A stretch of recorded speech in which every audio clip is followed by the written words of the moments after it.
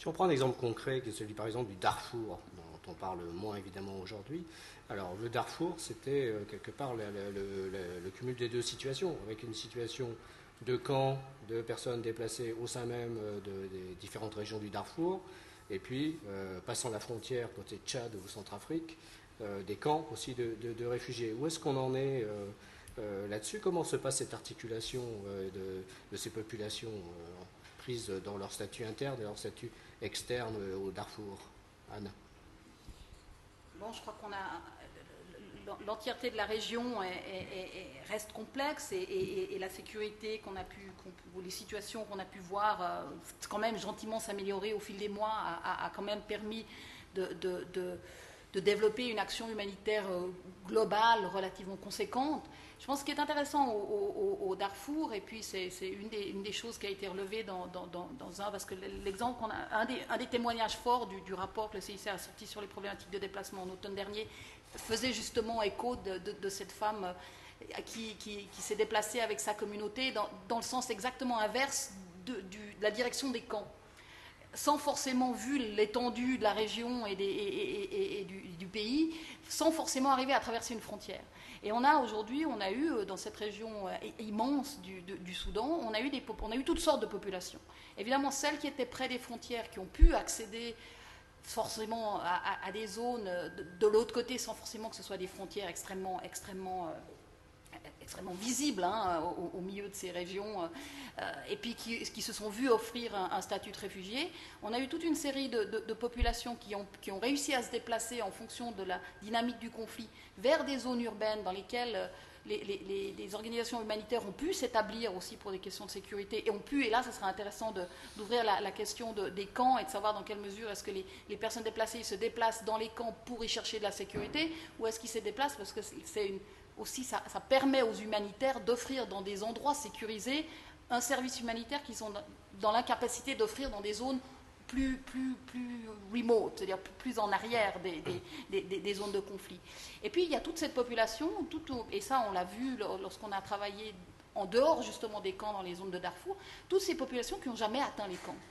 D'abord parce qu'elles n'ont pas forcément pu, elles sont parties dans d'autres directions en fonction de la dynamique du conflit, ou parce qu'elles ont dans un premier temps pas forcément subi directement la dynamique du conflit, mais elles ont, au fil des mois et des années, c'est quand même une situation qui a duré, ont trouvé des conditions de vie, tout un marché économique qui s'est finalement effondré parce que les échanges ont simplement été extrêmement limités par la situation de violence. Se sont déplacés ou se seraient déplacés si on ne les avait pas assistés là où ils étaient encore. Et c'est vrai que pour le CICR, ça a été effectivement important d'arriver à identifier dans ces différentes régions des gens qui vivaient finalement la dynamique du conflit de manière extrêmement différente. Et on s'est retrouvé confronté à des centaines de milliers de personnes dans des camps qui ont été assistées depuis souvent plus de 5 ou 6 ans, mais aussi toutes des populations qui ont vécu ces crises sans forcément aller dans des camps, parfois grâce à l'assistance que le CICR et le Croissant Rouge soudanais a pu apporter dans certains de ces villages, et puis d'autres ont pris refuge de l'autre côté de la frontière et se sont vus offrir des conditions de vie décentes dans des camps de réfugiés. Alors le camp, c'est l'image médiatique, c'est l'image archétype en fait des personnes déplacées, de l'intérieur ou même réfugiées. Mais en même temps, est-ce qu'on a des statistiques sur ces populations-là et quelle est la réalité en fait de ces camps? Est-ce que la majorité des IDP sont dans des camps ou est-ce qu'au contraire, ils sont, comme vous le disiez tout à l'heure, dans des mouvements pendulaires, dans des villages, dans des groupes? Quelles statistiques a-t-on là-dessus? Alors c'est très difficile d'avoir des statistiques. Nous, on a un nombre de bénéficiaires, on sait qui on assiste, c'est beaucoup plus difficile d'arriver à identifier. On est probablement dans des gros contextes dans lesquels on a vécu des déplacements de population. Le Soudan en est un, le Congo, le Pakistan ces derniers mois, ou le Yémen ou ailleurs. On estime que grosso modo, entre 70 à 80% des gens sont pris en charge dans des structures autres que des camps. C'est-à-dire que c'est soit de la famille, soit des communautés proches, soit éparpillées dans d'autres régions, et que finalement il n'y a qu'une minorité de personnes déplacées qui finit par accéder à des services humanitaires sous forme de camps. Et une des questions qu'on a soulevées ces derniers mois, c'était est-ce que finalement la communauté internationale humanitaire en particulier ne met-elle pas trop de moyens dans les camps, alors que finalement la majorité des personnes déplacées ne sont pas dans des camps. La Colombie est un très bon exemple. On parle de 3 millions de déplacés en Colombie sur les derniers 30 ans. Il n'y a jamais eu un seul camp en Colombie. Pour quelle raison? Alors que, par exemple, au Soudan, on a des camps de 150 000 personnes, 200 000 personnes, dont on ne sait plus trop quoi faire aujourd'hui, parce qu'ils avoisinent finalement quasiment des quartiers de ville. La ville de Guereïda a vu sa population tripler en 5 ans, parce que les humanitaires se sont installés à Guereïda, ont offert des services à des populations déplacées, et que ces populations se sont stabilisées. C'était bénéfique pour elles. Mais comment est-ce qu'on gère finalement ces camps dans la durée? Et c'est vrai que c'est un vrai dilemme pour beaucoup d'entre nous. Vous soulignez effectivement ce qu'on voit bien, ce qu'on perçoit bien, c'est l'installation dans la durée, des camps qui finalement au bout de quelques années n'ont plus que de nom. Le terme de camp pour être devenu des agglomérations. Alors la question que je vais vous poser à tous les trois, c'est celle-ci, c'est est-ce que ces camps, qui semblent être une solution, je ne dirais pas de facilité, ce n'est pas le terme, mais une solution pratique, puisque les ONG, les budgets, les organisations internationales peuvent être au contact d'une population, d'une grande population. Mais en même temps, est-ce que c'est la réponse la plus adaptée aujourd'hui, ce système de camps? Vous le soulignez à propos du Darfour il y a 5 minutes, en disant, mais finalement, peut-être qu'on aurait dû mettre aussi des budgets sur le fait de pouvoir aller hors camp. Alors les questions de sécurité, bien sûr, vous allez me répondre, ou d'autres questions. Donc question à vous trois, et peut-être Joseph, ces questions des camps aujourd'hui, est-ce qu'il y a une réflexion de la part de vos organisations sur la façon dont on gère ces camps, la façon dont on peut trouver des alternatives, la façon dont on peut être au contact de ces déplacés en dehors des camps?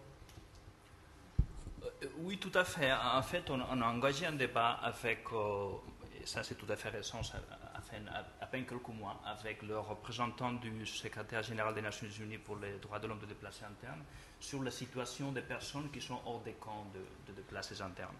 Bon, les chiffres sur les personnes qui sont dans les camps n'existent pas. Il n'y a aucune organisation qui est en train de compter, mais l'OHCR a des statistiques, disons des personnes, l'OHCR assiste et protège, je pense, c'est 14,4 millions de personnes déplacées, dont il y a un peu moins de 6 millions dans des camps. Donc finalement, bon, ça montre, ce n'est pas le chiffre total des personnes déplacées, c'est plus haut, c'est 27,7, je pense, d'après le dernier rapport de IDMC. Bon, mais ça montre quand même qu'il y a une majorité de personnes déplacées qui sont dans des camps. Bon, des camps, c'est un modèle de gestion de l'aide humanitaire, finalement. Moi, je pense que la première chose qu'il faut dire, c'est que c'est un modèle de gestion qu'il faut utiliser finalement, quand on cherche à définir des stratégies d'assistance et de protection des déplacés internes, peut-être la première chose qu'il faut faire, c'est regarder ce que les déplacés eux-mêmes font. Est-ce qu'eux-mêmes vont de rassembler dans des endroits, ou est-ce qu'ils vont chercher à s'établir avec des familles, ou est-ce qu'ils vont chercher à s'établir avec des amis dans des villes? Est-ce qu'ils vont chercher à se rassembler pour former des organisations, ou est-ce qu'ils préfèrent eux-mêmes de rester anonymes? Et alors, finalement, il faut fonder les stratégies de protection et d'assistance sur les choix des déplacés internes eux-mêmes, parce que c'est d'abord eux qui connaissent quels sont leurs besoins de protection. Bon, finalement, s'il y a des situations où, finalement, dans des situations, comment dire, au Darfour, c'est quelque part naturel qu'il y ait des camps, parce que l'environnement naturel est assez hostile, ce qui n'est pas le cas de la Colombie, les gens ne vont pas forcément se rassembler. Donc, quand il y a une tendance naturelle de cette personne, ce qui est important, c'est aller chercher cette personne, ils doivent adapter les stratégies de protection et d'assistance à ce que les personnes eux-mêmes font. Je voudrais revenir sur la Colombie, et je pense qu'il y a quand même, bon, si vous voulez, c'est une hypothèse un peu risquée, mais je pense que c'est un exemple de l'importance de la catégorie IDP. Donc finalement, la catégorie IDP, la catégorie déplacement interne, doit être toujours liée à des politiques particulières. Ça existe parce qu'on pousse les États, il ne faut pas oublier que c'est les États les premiers responsables d'y répondre. Donc on a intérêt à que la catégorie existe parce qu'on a intérêt aux États à développer des politiques particulières, des programmes particuliers, des projets particuliers pour répondre aux besoins de ces personnes-là.